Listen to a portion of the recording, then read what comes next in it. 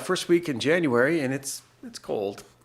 It's kind of dark and cold out there, but we're good. We're warm, and we got a little. Got some lights on, and got a candle going, and all's good in the world. So I just want to come on tonight. This is my usual Wednesday night pastor's chat about the right time. Usually come on around 8 o'clock, sometimes a little before, sometimes a little after. Gives you a chance to say hello or to simply maybe ask a question if you had anything on your own mind. I think all of us are kind of thinking a little bit of Christmas. I think it went well. Obviously, the variant had a big influence. We had planned for this is almost a pretty big opening. We had scheduled a lot of masses, and I'm not complaining really. In the sense that people did the right thing. If someone in the family was sick or they thought they were exposed or just a little bit concerned, it is the right thing to stay home. I think we're all going to have to get a little bit used to that on this round. This one's a little different. And I know some parishioners who were affected by it directly, and others that did have to take shelter for, and just step aside for a couple of days, 5, 6, 7 days now to isolate. All that being said, is the overall effect was we actually had space, we had room in church, and so there wasn't quite the same rush that we've had, say, in the past, but still it was good. So Christmas was good. Whenever Christmas falls, when it does, like on a Saturday, then it's sort of like Friday night, all day Saturday into Sunday. So that's a pretty big 3 days.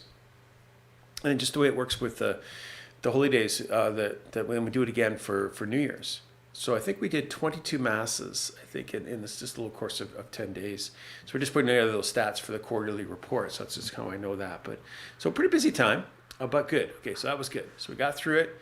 I thought we did pretty well. I was really pleased with our volunteers and our music and all the people that coordinate that. And I really meant what I said, just that there are things to be hopeful for, that we had Christmas, that we're able to even get in the building. Man, it's been so crazy. Okay, we did have a church celebration. We did have liturgies. That's great. And that we have such good people kind of staffing and volunteering with us. I think that's just a huge win for us. I mentioned this, I'm going to kind of falling into my Christmas homily here, but that we have resources. Like we came through very, very generously. Thank you. We've been supporting the parish really well through this whole time, and we're in a place. Not to say that we're laughing. I don't think I'll ever say that, but we have resource to work with, and we can actually sort of make some plans going forward, with the renovations and a few other things that are with the grant money that we received and things like that. So we're just in a pretty good place that way. And the other thing I said it too is it's sort of anecdotal, but we've had 4 or 5 people that are kind of looking at us and wanting to become full members of the Catholic Church, and I just find that always very hopeful sign to me that we must be doing something right. So it's just so good that people would still want to do that, and I think it's a sign of a healthy parish that people want to be a part of it and want to join and see something in us that transmits a sense of life and a sense of joy. So that's all good. So that's all happening. So where do we go from here? Well, obviously we're in a kind of a tough situation again. We can still continue on as we are. So things that we have been doing, like the masses, when we've been doing them, that will continue pretty much in the same times. The drive-by communion will continue. Adoration on Tuesdays, that's kind of a Tuesday afternoon, so that will continue. Confessions on Thursdays, as we have been, that will continue until such time as we're told otherwise. These are all still doable things that we're able to do. What we can't do is gatherings of any size at all. So even like we've been doing a few little receptions after some of our baptisms and things like that we just can't do that anymore. So the hall's kind of shut down again. So unfortunate how it affects our youth programming and stuff. We'll have to find a way through all that. I think we can still meet with about 5 people. So we'll see. That part's tough. But the liturgies, the mass times, the way we've been doing things, that's more or less going to continue. Obviously, I think we have to up our game just a little bit and kind of go back over the protocols maybe, and just really encouraging people that if you're not feeling well, if you're not sure whether you've been tested or not tested, I think we just have to do the right thing for everybody else and assume that we may have been exposed to something, take a day or two and just sit it out. I think it's just the smart thing to do. The edict that is still in place, so there's no moral obligation. I hate to say this out loud, especially online, but we still have that. The bishop has put in place this thing that it's kind of like a snow day. You got to make a judgment yourself. Can I be there? Can I not be there? So just again, just to kind of emphasize that if you're not feeling well, or someone in your family is not feeling well, and you're not sure whether you've been tested or not tested, it's probably the prudent thing to do is to sort of stay home and take care of yourself. And we'll see. We'll ride this thing all out together. I got a strange feeling that this one is different. It's not just stories that I hear on the news. These are people that I know. Almost everyone I've talked to has somebody in their family or somebody they knows that has come in direct contact with this. And thankfully, it seems to be less people in hospital. Great. But still a lot of people getting sick. And we don't really know how everybody's going to be affected by it. So let's continue to be prudent, and let's continue to pray and support each other. Amen? So what are we going to do then? So we're kind of restricted in our face-to-face stuff. Well, we're kind of back to online. So Alpha begins, I believe, next week. It's remember, Alpha course is this basic catechism. It runs for about 15, 16 weeks. If you're at all interested, like even if you just want to come to one Alpha, like you've been hearing about Alpha for years now, Alpha this, Alpha that. Well, I really encourage you to check it out. Even if you just come to the first opening night, see how it runs, watch one of the videos with us, and just kind of connect it. We can do it online. It's very easy. You just join up. You just contact the parish. That Allison and Juliana are kind of, I think, spearheading that again this round. So there it is. So Alpha will be beginning next week, and we're going to continue to do that. Alpha is sort of our flagship. It's our kind of our basic sort of evangelization tool. I think it'd be good that most of the parish, if not all the parish, took Alpha at some point. So I just really encourage you. Looks like we got a couple weeks here. We're not going to be doing too much. I think possibly into the springtime, or at least late winter, we're going to be tied down for a couple months. All right, let's do an Alpha. That's one possibility. The other is book study. We gave out the book, Life is Messy. I'm kind of glad I got it when I did. I just got across the border. There was only about a 3-week window there when you didn't have to get tested. So I managed to get over. A good friend of mine, Deacon Jim Crawley, who kept these for me. So an old friend from high school, or from seminary actually. He lives there, so he was able to keep the books for us, and I went over and had a nice little visit with his family and himself, his wife. One of his daughters was home too, which was nice. So brought the books back, so that all went great. They're pretty much all out. We still have about maybe 30 left, so if you really want one, grab it this weekend. You can get them online too, but we're giving them away, so you're not going to get a better deal than that. So what's happening is, if many of you know Father Jonathan Blake, who was the associate here for a number of years. He is running a book study online, one of his parishioners actually, in St. Finian's, which I think is down near St. Raffles is what I know, but it's just the next town over from there. So it's near Cornwall, but we're doing online, so could be in Australia. It doesn't really make much difference. But if you like the book, if you start to remember, picking up the book is step one. Reading the book is step two. Then discussing the book would be kind of a neat thing to go through. So they're going to do that online. So again, if you're interested in that, we're going to make that in our news and notes. Just a way of kind of connecting. It would be sort of a soft way to kind of pass the next month or two and go through the book in maybe a bit more detail. It's not as, when I read it too, I thought it was very honest and I liked it. But it's a little different because it's facing hard things and just admitting that that's part of life. So Alpha begins next week. The book study on Life is Messy will be being offered through another parish, but nonetheless, it'd be nice if we had like our own little table. That would be kind of cool. That we'd have, they do often small group discussion. And if we had 4 or 5 people, maybe 10 from the parish, we'd all be in one group, hopefully, and sitting in on that. So that'd be kind of fun. So that's the idea. So Alpha, the book study, and then my last weekend's homily, I was talking about leaving your gifts at the creche, and this whole notion of, what do we bring? What do we give Jesus for Christmas? If we have freedom and to choosing to use our freedom to bring him life and bring him part of our life. Okay. So a number of people kind of called me afterwards and said, well, okay, what is this thing? Like what is Strength Finders? What is Called and Gifted? The 2 things I referenced, one being sort of your natural giftedness, and then Called and Gifted, which is almost next level, which is charisms, people operating in their charism. Well, as it turns out, I'd forgotten this actually. I didn't even think of it. I just, sometimes in my imagination, I'm just thinking of examples of gifts, right, and how you bring those. But we were actually planning on running something like that in the parish, We have some people who have some training in it. The Called and Gifted, I think, is the more Strength Finders you can do online. You almost don't need a group to do that. It's pretty self-explanatory. Get the book, you can read the book, and then the back of the book has a code in it that you can just take an online thing. It's about $25. So people could almost do that on their own. If you're interested, that's fine. But we could look into having a Called and Gifted workshop probably sometime in the spring. I'm thinking right around Easter time. Easter's going to be very late this year. We don't even begin Ash Wednesday until March.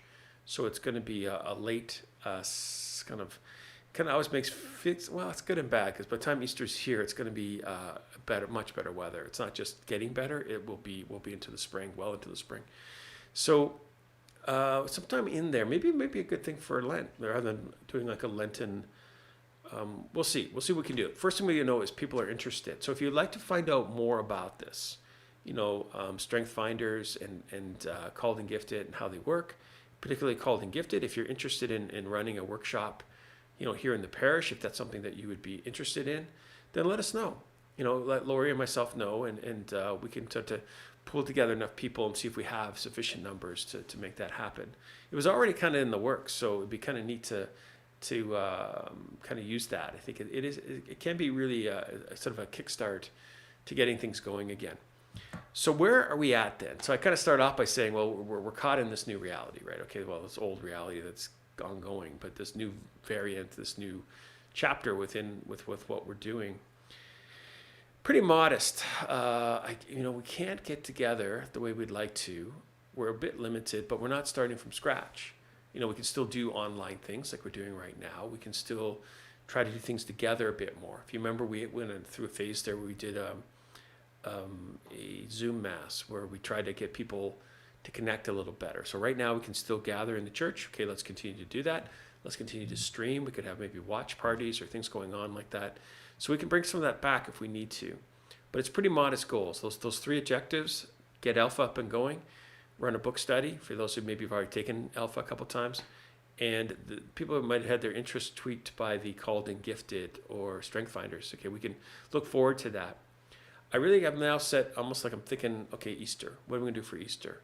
And I'd love to talk with our family ministry and see if we couldn't do something like we did last year, actually. It was the young people's Good Friday service. Do something like that with our youth, and maybe with fairly young children. Like, it's a little hard for them sometimes to get into everything. And Good Friday usually starts at 3 p.m, so we could do it in the morning for the kids like we did last year. Just kind of build on what we did last year. I thought that went off rather well.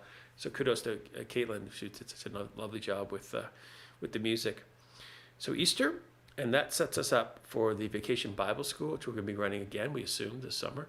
Last year was sort of a teaser, getting that going, and Laura O'Reilly. So there's Laura O'Reilly and Laurie O'Reilly. Most of us know Laurie. Laura was the one who ran that, and I think did a nice job. So I'm working at making sure that happens again this year. And even honestly, it's starting to think forward to next Christmas. I think you have to think that far ahead to say, okay, we really thought things were going to be back to some sort of evenness between this Christmas. Well, it didn't happen. But already, if we could have a youth element to Good Friday, the Vacation Bible School, which is a family thing, and then from there move into so again, like a young people's first Christmas. I think that in the morning. I know a number of parishes have done something called Unplugged, where they do a first service. It's not actually a mass. It's usually about 2 p.m, but it's really just the Christian story, right? Just the birth of Christ, told through in a simple way for children. So I know, crazy. We just finished Christmas, and I'm already thinking about next year. But I think you have to. If we're going to find a way through all this, I know it's hard to do long-term planning, and as soon as I talk like this, and again, I was the guy at the meeting where we had one this afternoon for our leadership team, and people were bringing up ideas, and I'm like, I don't know. But you have to kind of get out ahead and say, okay, we want to be in a better place by Easter. We want to have a proper summer. We want to really be running by Christmas time next year. We're going to keep it pretty focused. We're not going to do 100 things. Try to do 3 or 4 things, do them well, do them together. Take some of that resource that we have and start to parlay that into some movement, some inertia, overcoming inertia, actually some movement, right, where we get some traction here, and we don't just have to kind of wait out this winter and hope that the spring comes. We know it's going to come, and we don't have to sit here and wait 6 months to see, well, let's see what happens in the summer. No, we can start now. We can plan, and we might have to change our plans, we might have to cancel our plans, but we still make plans. And I think that's just really important. One last little thing, I was just talking with Father John about this just before I went online, is something called Divine Renovation, which is out of Halifax. It was a parish that Father Simon Lobo is at right now. Father James Mallon did a lot of work there, and I was around that. I wouldn't say I was a part of it, it's probably a little bit too strong. But I was there when that was happening, and seeing that whole thing come together, and some of the common threads that the companions have with the movement.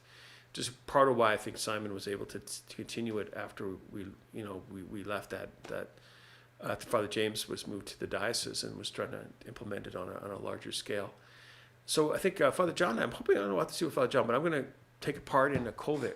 So it means I'll be with another group of companion priests and kind of doing some more study work on, okay, how would we implement that?